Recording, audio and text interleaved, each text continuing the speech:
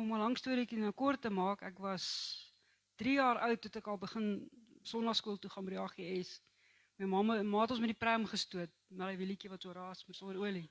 Ja, my pa het nie die Here gedien daai jare nie, maar sy het geglo kinders. Sy het my met die stootwandjie kerk toe gestoot en dadelik sonnaarskool toe begin gaan. En ek het elke jaar sertifikate, bekers gekry vir eerste in die klas en die beste in my lesse en alles. Ek het altyd uitgestaan bo al die ander. Want ek het geweet dis 'n roeping in my lewe. Vandat ek klein was, het ek geweet ek wil die Here dien. En ek was 15 jaar oud toe ek my hart vir Jesus gegee het.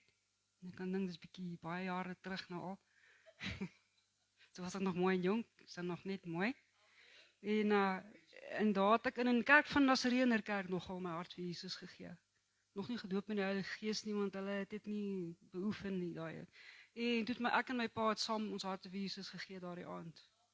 In dieselfde kerkie, klein kerkie. En ons het toe na meer begin soek, natuurlik gedryf deur die Heilige Gees. En toe kom ons by 'n charismatiese kerk uit. Jesus doop my in die Heilige Gees. En van daar af het my journey begin regtig met my roeping in wat God wil doen en deur my.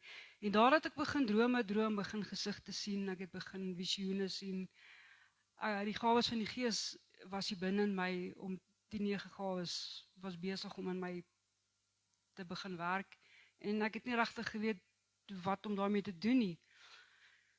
Want ek droom hierdie drome van God, van mense wat ek hande oplê wat ek nog nooit gesien het nie, wat God genees. Ek droom van arms en bene wat aangroei. Ek droom van blindes wat sien. Ek droom van, ek staan byvoorbeeld in die winkel, dan sal die persoon voor my, sal die Here wys die persoon wat aangaan daai persoon se lewe. En dan sal ek 'n woord vir daai persoon bring en sê, die Here sê vir my so en so, dan kyk die persoon my net so. Hoe het ek dit geweet? Dus ek is nie ek nie, dis die Gees van God. So daai is in my, dis deel van my. Ek het toe vir Pastor Betty Genade gesê oor dit, en ek wil weet, hoe pas ek nou in die tye waar ons nou leef, kan jy nie net sommer nie meer na iemand toe stap en sê, hoorie, ja, dit is 'n ander tye, jy verstaan, maar wanneer die salwing jou dryf, dan is jy veilig, want jy weet, daar gaan niks met jou gebeur nie. En was 'n kwessie van dae, 2 dae, 3 dae het hulle vir my hierdie fantastiese iets opgestel van lees die kamer, of so, hoe om die kamer te lees.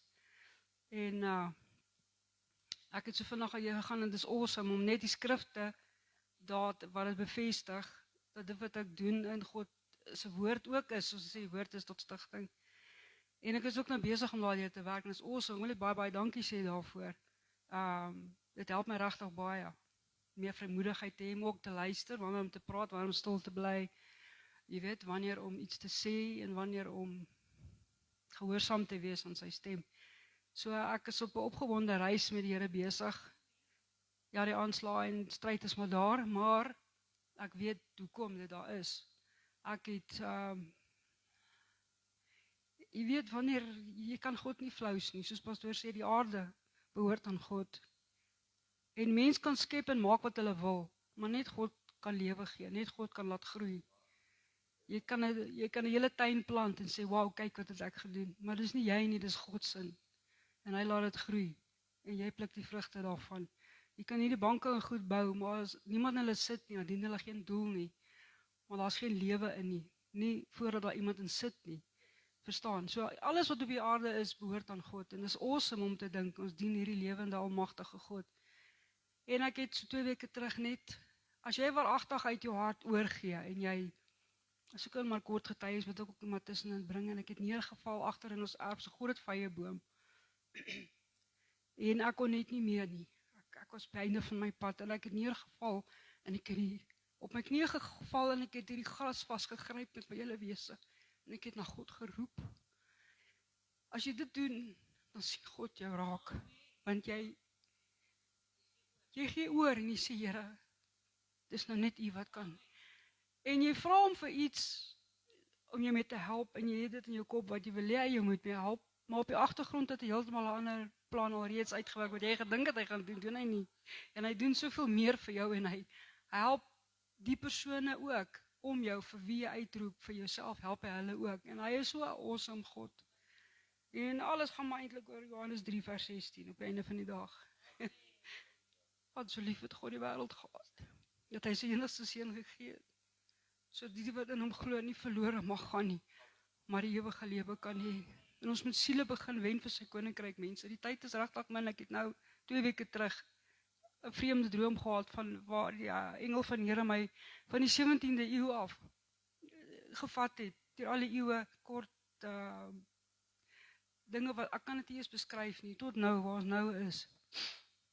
En 'n stem het net vir my gesê 2028 gaan daar geestelik iets gebeur in die kerk.